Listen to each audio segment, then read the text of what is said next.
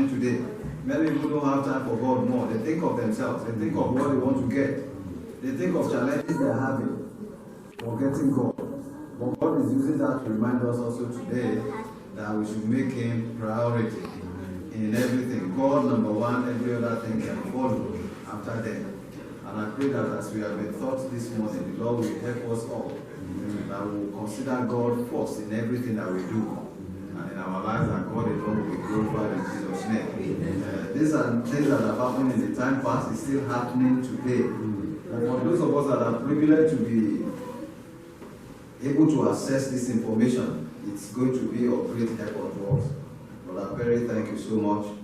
And like I said, we are believing God that very soon He's going to get our classes divided, and then we can address it more closely. Today, before we go into our worship, I am aware already that the King of Yegule will be here. So is some of the choir members and others are just there preparing. They will join us very soon. But whatever information, because I don't want to keep you, since you need to visit some other churches, we are going to take you and listen. He has a message for us. And like we have been saying, I think these are just the officers for our convention. And it's good to hear from the horse's mouth. He is not an horse. Alright, but he is there to just give us understanding. You are very much welcome in John Olufemi Oyekule. Femi has so many in the house. Femi Adele, Femi Adebola, Femi Oyekule. That's it.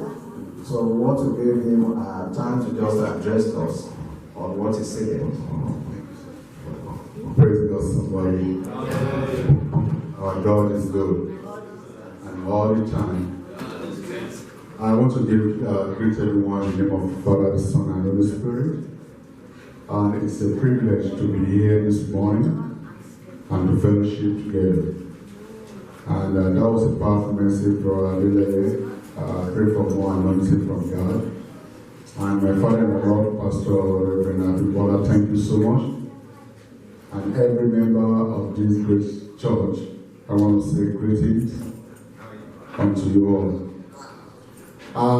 My message is very short and brief. I'm here on behalf of JEPCOT. What is JEPCOT? Many people, we hear JEPCOT, we don't even know what is it and what it's all about. JEPCOT simply means Joint Ethnic African Baptist Churches of Presence, in which this church is one of it, AEBC is one of it, UCF is one of it, FABC is one of it, New Covenant Baptist Church is one of it.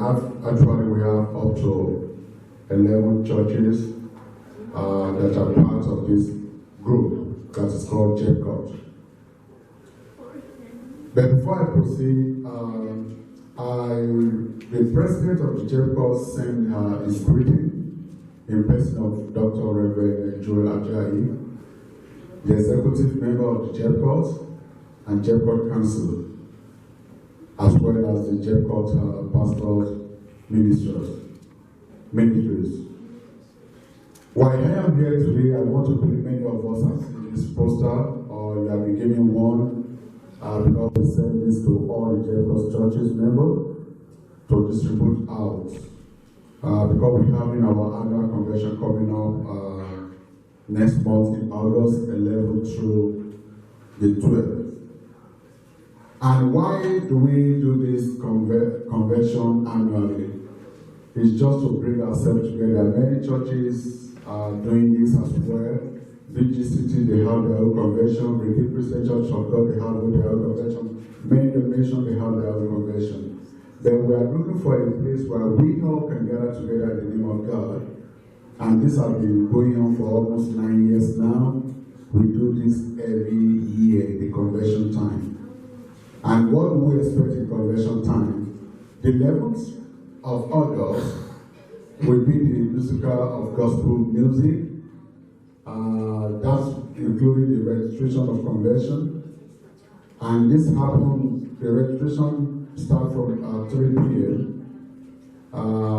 Through 6:30 p.m. on that Friday, which is the 11th of August. And by the grace of God, we're having a convention meeting where all our pastors will be there. All members, we want every one of us to attend, at least to discuss together how we can improve the activities of JEPCOT and how we can extend the kingdom of God. And on the same Friday night, we're having a press night, which is Friday the 11th. And on Saturday, which is the convention day, it will start from 7 a.m. through 6 p.m. We are encouraging every member to schedule their time to be there as well. The next thing I'm going to say is, what does JEPCOT even do? If you don't know, JEPCOT, God is using this group. Already we have a mission church in Austin through the help of JEPCOT, and now we are planning to have another church in San Antonio through the help of God and JEPCOT. That is all what we are doing. All pastors, they are members of it, and all members are members of it. Yesterday, I see many of some of our choir here that came to the JEPCOT mass praise team. They are part of it because all their training that night of Friday will come to show. And in conclusion, JEPCOT needs our help. JEPCOT needs this church help. JEPCOT needs individuals help. We all say we want to be a planter. We all say we want to go out there. But due to job, due to our business, due to our children, we cannot go. But guess what? There's avenue for us to go. We can contribute by giving advices. We can contribute by supporting this mission with our finances. We can contribute in many ways. And that's why I, as a person, being the publicity officer of JEPCOT, I was mandated to go all around the churches because when we did our last survey, we discovered that many churches don't make this announcement to their members. As big as my church is, AEBC, a member, I will mention him, people that we look up to, one day asked the question, what is this JEPCOT convention about? I was like, what? And I don't want to blame him how, because many people come to church. Some come to church narrowing what they want to hear. They just focus on what they want to hear. If any other announcement is going on, once their mind is not there, they are not getting to it. But that is purpose we are coming out to make this campaign. If you haven't gotten on this flyer, I believe the pastor will give us to us today before we go home. And also we have a form that we are filling for the JEPCOT convention. I believe most of us must have been given one or other. If you don't have it, our pastors will hand over that to you. What this means is that if you are coming, you know that you will be in JEPCOT convention this year, you have to fill this out. So we can provide you all the necessary booklets and provision of the publisher and t-shirt they are going to need for the convention. Please, I want you to be praying for this convention that's coming up.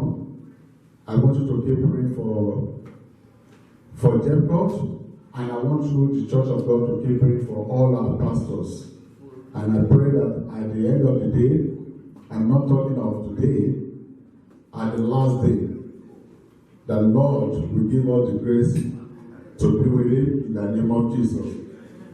We love you, and I do appreciate you all. Don't be concerned about today, because I'm seeing a greater movement in this church tomorrow. Not 24 hours I'm talking about, but if God wanted to be, so shall it be. Once again, I greet you all. And my pastor, I want to thank you for the privilege. And all the members, I want to thank you for the privilege for listening to me. And may God bless you. And our worship of today shall be accepted by the grace of God. Thank you very much. Any question for him? Is there any question for him? They are asking us that we should be part of JEPCOT by the grace of God next month, and as we will be announcing it, it's good for us to be part of it.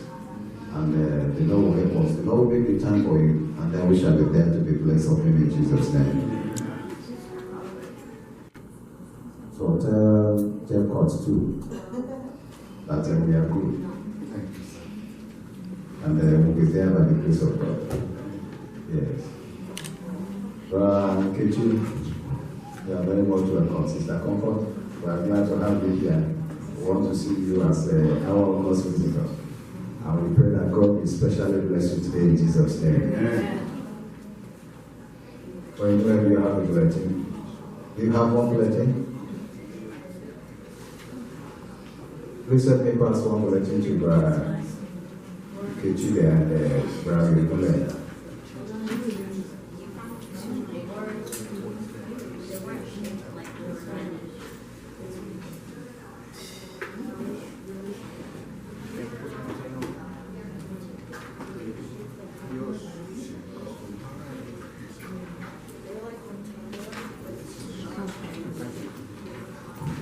Praise the Lord.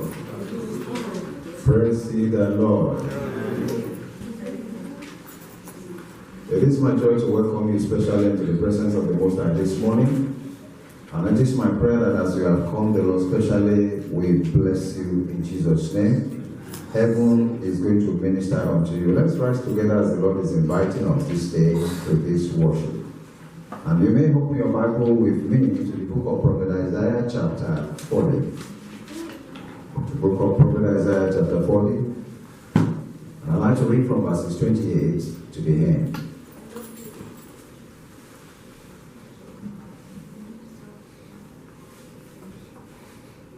And this is the word of the Lord. Do you not know? Have you not heard? The Lord is the everlasting God, the creator of the ends of the earth. He will not grow tired or weary, and all his understanding no one can fathom. He gives strength to the weary, and increases the power of the weak. Even youths grow tired and weary, and young men stumble and fall. But those who hope in the Lord will renew their strength. They will soar on wings like eagles. They will run and not grow weary. They will walk and not be faint. The Lord is here this morning. Let us worship him in spirit and in truth. Father, we present ourselves unto you and we say that you take all the glory in Jesus' name. The service is unto you. And we ask that, Lord, you will tabernacle with us in Jesus' name. Every form of flesh, of self, today, by yourself, you will break down. You are going to envelope us, and then we will see you as you are. At the close of the worship today, eternal God, you will bless all of us, and you will take the glory unto yourself. And so this service is dedicated unto you in the name of God the Father, God the Son, God the Holy Spirit. For in Jesus' name I have prayed.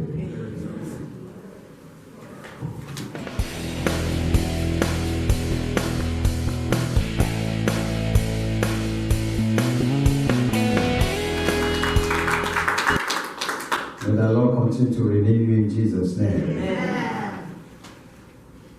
This morning, by the grace of God, we are reading from the book of Romans chapter 9, from verses 6 through 9, as our scripture passage. Romans chapter 9. And I read from verses 6 through 9.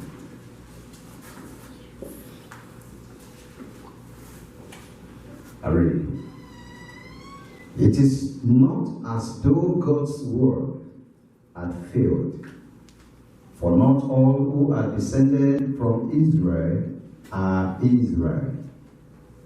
Not because they are his descendants are they all Abraham's children. On the contrary, it is through Isaac that your offspring will be reckoned. In other words, it is not the natural children who are God's children, but it is the children of the promise who are regarded as Abraham's offspring. Verse 9. For this was how the promise was stated. At the appointed time, I will return, and Sarah will have a son. And the Lord have blessing to this reading of His word in Jesus' name. Precious Savior, we just say thank you so much for another privilege to look into your word together. We bless you because you are forever God. Be thou exalted in Jesus' name. For this time out, and especially, Lord, that by yourself you will speak to our hearts. You will grant us understanding and help us to be the person that you purpose us to be. For in Jesus' name I have prayed. The topic for our consideration is waiting for God's time. Waiting for God's time. The passage we have read, I know it's not a very familiar passage, but the story itself from the Old Testament, I want to believe that we are familiar with it. When we talk about waiting on God's time, if indeed we are waiting on God's time, and we are waiting for His time, we can be rest assured that joy is waiting for us. In the course of waiting, there will be challenges, but at the same time, we have every confidence that at the end of it, there will be a great smile. May that be your portion in Jesus' name. When we talk about waiting, so many things goes into it. And I know as human, we may begin to ask ourselves, I want this from God. Why will God not do it immediately? Why must I wait? Why must there be a gap? In the course of waiting, there will be challenges. God, why are you allowing it? There are different reasons why God don't act the way we want Him to act. There are so many things that God will not do the way we want Him to do it. In the course of waiting, I want to assure us, while we are waiting, it is possible that God was examining our moral quality of life. Are we going to develop by it? God allow us for a purpose, and He begin to watch us to grow along in the course of waiting, so that when it is fulfilled, we may be happy. When we are waiting, God is observing our patience. You will understand that many people want to run ahead of God. Many people want to circumvent the plan of God and want to get what they want in their own way. But at the end of the day, it's always full of sorrow. We must wait for God's own time of fulfillment. From the story that we have read in the 4 verses of the book of Romans as penned down by Apostle Paul, talking about Abraham and Sarah and Isaac and Ishmael. By the time you go little down there, you see that they mention these people. But Paul was telling the Romans that God decided to delay for a purpose. And so I want to look at the life of the man called Abraham briefly. And some other people, as they wait on God, they waited on God and God got fulfilled in them. What does it mean to wait? When they say wait for God's time, what does it mean to wait? Why is the need to wait? Those are the questions that will come to one's mind. I am anticipating this and it's not forthcoming. The problems of waiting. Why? Must there be problems along the time and the period that I am waiting? Definitely, some things will come as a challenge to us while we are anticipating from the Lord. And in the course of that, if we patiently waited on the Lord, there's always a result for waiting. If no one is running ahead of God, you can be sure that you are going to derive a lot of joy for waiting on God. The second aspect of it is, what is time? It's one thing to wait. It's one thing to anticipate waiting on the Lord. The other thing is, when exactly is God's time? When is God's time coming to fulfillment in our life? And when exactly? I may not have luxury of time to go into the details. What exactly is God's time? But I know that so many things are not God's time that we assume to be God's time. We make our time by ourselves and call it God's time. But if we walk along with God, we will understand when exactly is God's time to answer. When you are asked to wait on the Lord or for the Lord to get fulfilled in your life, there are reasons why you must wait. When we talk about waiting, who is to wait? Who are the people that are to wait on the Lord? May I announce to you this morning that anybody that needed to wait on the Lord at all must be a godly person. If you don't have a relationship with that God, your waiting on Him is in futility. It has no meaning. But if you are in tune with the Lord, you can be sure when God is asking you to wait, you can be sure He has a better thing for you. Person that need to wait must be a born again. You must have been regenerated in your heart to know that this is God asking me to wait. These are my expectations, but God is not doing them for now. If you need to wait, there must be fear of God in your life. These are some of the qualities that God considers in somebody that is walking with Him. And also, for you to wait, obedience is the key word. You see that in the life of Abraham. You just have to be obedient.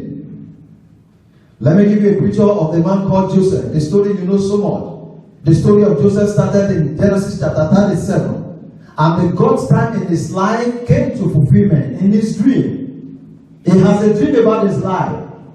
But all along, in spite of the challenges, God still saw him through. Because he was working along with God. He was patient along with God. Despite the fact that a lot of challenges that was coming, God was making a way. No wonder why Apostle Paul will write in 1 Corinthians chapter 10 verse 13. If you are a child of God, he said there is no temptation that will come the way of man. That is not common to man. But God is so faithful. He will make a way of escape. And so while you are waiting on the Lord, it doesn't mean that thing is going to overcome you. If you patiently trust God for it, you can be sure that the challenges that come your way, God is going to make a way. You know that of Joseph. You know it when the brothers ganged up. The Bible said, instead of killing him, they sold him into slavery. Where he was sold to, he had the temptation there, where the woman was after him. But he said no. I would rather not do that. I would rather please the Lord. That is somebody that fears God, somebody that is in tune with the Lord. And as long as he is going, the Lord was with him. Every temptation that comes his way, the Lord was giving him grace to overcome. You can be sure that no matter what is your lot this morning, in your period of waiting, God is able to see you through. But that depends on you. You know about David. The man called David, God reckoned, he said, a man that is so dear to my heart. He was ready. Despite the fact that God has orchestrated his plan and then ordained that he was going to become king. He was under Saul. You know the rest of the story. He was going under many challenges that would have taken his life. But God was with him in all those trials. And if God has been with him, and at the end of the day, the Lord gave unto him even the throne that he has ordained for him. Saul so much after him, but at last he won because the Lord was with him. David walked into destiny because God had already planned it. Now coming back to our story in chapter 9 of Romans, Abraham was obedient. I want you to note that. When God made a promise to him, you know when God said unto him, I am going to give you a child. by man's standard, man may begin to wonder within himself, at this age? But God said it. When God said He has said it, it is settled. Whatever God has declared, no one can rationalize it. Even in your thinking, God is still able to fulfill that He's going to do. Abraham was patient in between, and he was listening step by step unto God's instruction about him. And he was hearing expressly when God was speaking to him concerning his journey. At the time, in the course of the journey, that is human, the Bible said of Abraham that he demonstrated half obedience. How? When the Lord asked him to get out of his father's land, God was speaking to him, but he chose to take his nephew along, Lot. He took him along. That was not a total obedience.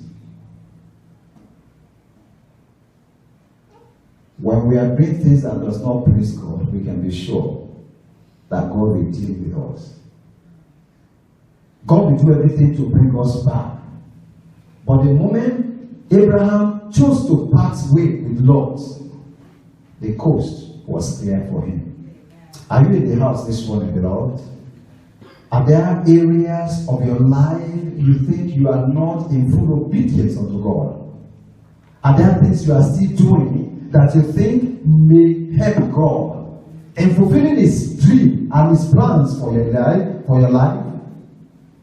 I pray with you this morning that you can make amends. At the end of the day, the Bible said that Abraham graciously walked into the promise of the Lord when Sarah gave birth to Isaac. When Isaac came, then everything that God has already planned ahead of him, they came to fulfillment.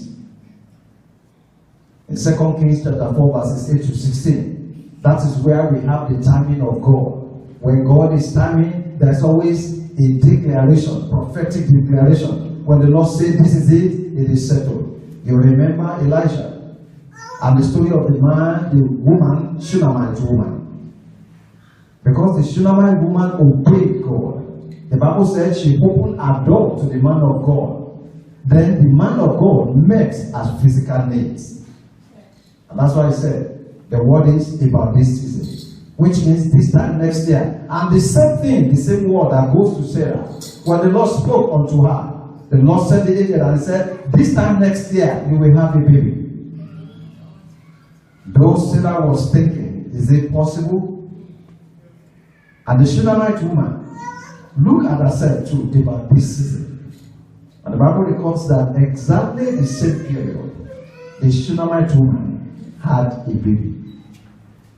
Zechariah, a prophet of God, he was highly devoted to the service of God. What do you want in a man to say that this one is working with God that you are not finding in Zechariah? Yet his appointed time did not come. He waited on the Lord. Now, how does that affect you and I today? Many a times we live a life of negligence. We are not careful enough about things that the Lord has said to us. You know the story of Anna. Anna was patiently waiting on the Lord. And while waiting on the Lord, she has a rival. She has a second woman unto the husband, Peninnah. And Peninnah was continually tormenting her, challenging her. I have had all these children, but you have nothing. And because of waiting, she was so much challenged that she went before the Lord. And when she went before the Lord, even the man of God did not understand the working of the Lord in her life. But when she opened up to the man of God that I am opening my heart unto the Lord and I was not drawn, the Bible said of her that Eli sealed up that requirement, that desire, that petition unto the Lord. He said, let it be so unto you according to that you are asking of the Lord. Let it be so. The man of God sealed it up. And the Bible said that period did not pass without God fulfilling that he has promised. unto Hannah.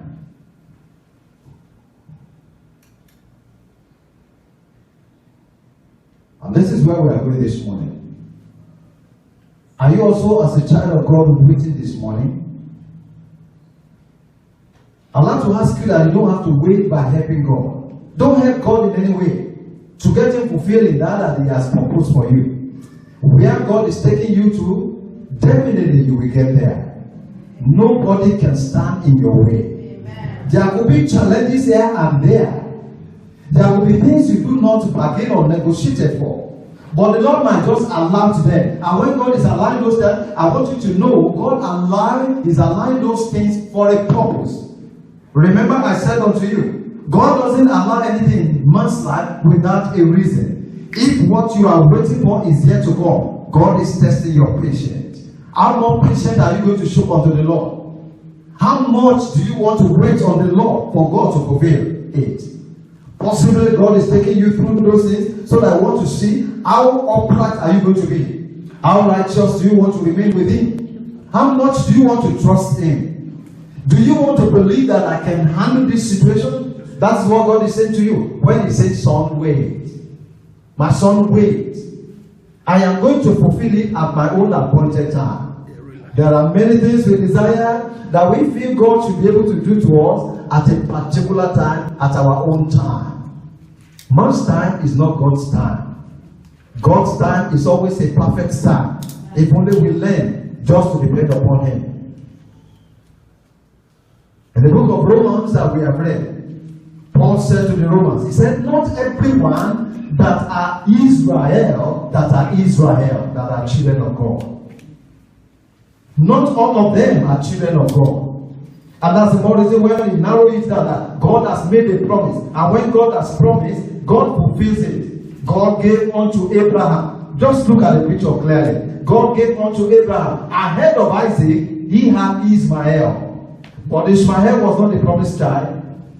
And many a time, some things will come our way that were so colorful. When we look at them and thinking that God has done it, we realize the best is yet to come. While we are taking that, that is not of God, not the one that God has promised, not the one that God is fulfilling in our lives, we may assume them, except we possess the mind of God, except we are very, very godly, except we are obedient, except that we are trusting the Lord, except we felt that God is reliable. When God is reliable, He can do all things perfectly for us. But how much of it listening are we doing? Do we really listen to God? And when He is speaking, do we understand Him? God is willing at all times. He has an appointed time.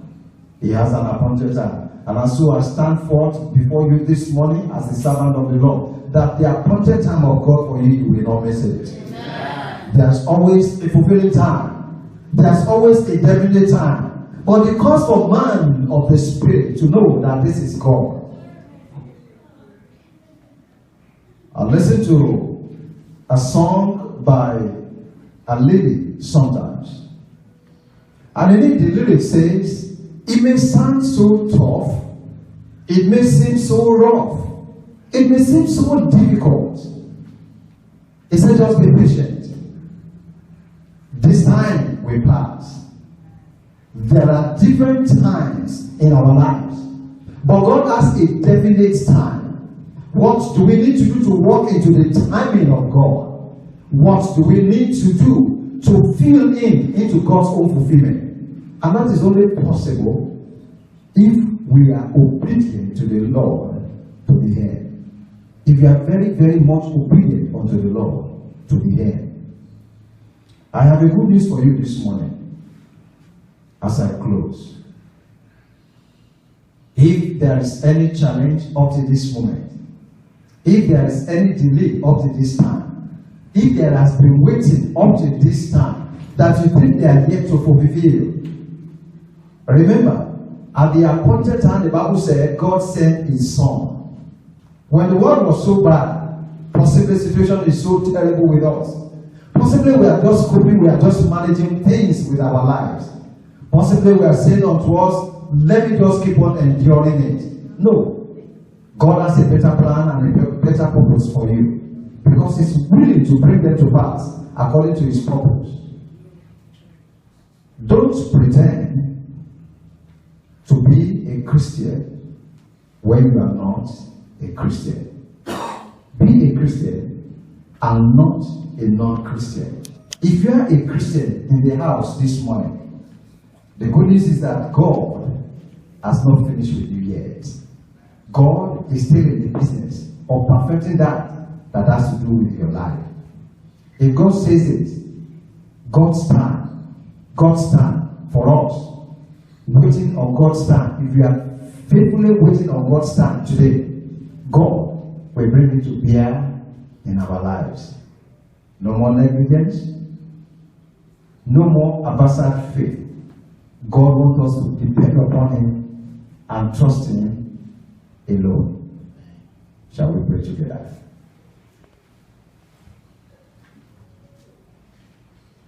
As you bow down your head, beloved, there is only one thing God is anticipating from you. God is anticipating your patience because He wants to do something new. But as I want to pray with you this morning, for that God alone is capable of doing, I'd like you to just talk to God yourself. I want you to talk to God yourself. And this is what I want you to just talk to God concerning you as a person. You as His child this morning. You as His son. You as His daughter this morning. Just tell God, Lord, forgive me for any impatience that I am yielded to in sin. Maybe there are times that you are still believing God that God can do it. But you have been impatient. Just say, God, forgive me. Let's ask for God's own divine forgiveness over areas of our impatience. Any form of impatience, any aspect of our lives, now or before, that we have expressed impatience. We are just eager. We are just anxious. God, just do it. Just do it. God, you have to do it. Let's just ask for forgiveness this morning. Lord, forgive me. Forgive me of my impatience. Any form of impatience that has led us to sin, any step we have taken that has not honored God in any form, let us just ask God, God, forgive me. And as we ask for God's divine forgiveness this morning, I want you to also say, God, I renew my trust. I renew my trust in your provision for my life. I know you are all-sufficient God. God is capable of meeting our physical, spiritual, material needs. There is nothing we want from Him that He cannot do, including our health. God is able to fulfill everything. I want you to just say, God, I renew my trust in your provision for my life now. I renew my trust in your provision for my life. I know you can do it. You are capable of handling every situation that has to do with me. And finally, I want you to ask God, God, lead me in seeking first your kingdom and your righteousness. When we learn to trust God alone, seeking that He requires of us, Matthew 6:33, let's just ask God, God, help me to seek your kingdom and your righteousness first in everything that has to do with me. And grant me the faith to wait on you. Release grace unto me. Grant me the faith, Lord, to wait on you. You alone, capable and dependable. You may begin to bring your prayer to a close as you appreciate Him because He is faithful. He is a faithful God, and I know He will do it. In Jesus' name, we are praying. Amen. Father, we return thanks unto you this morning. We appreciate you for the fact that, Lord, you are reminding us of the need for us to wait for your time. You have an appointed time, and that appointed time cannot elude us.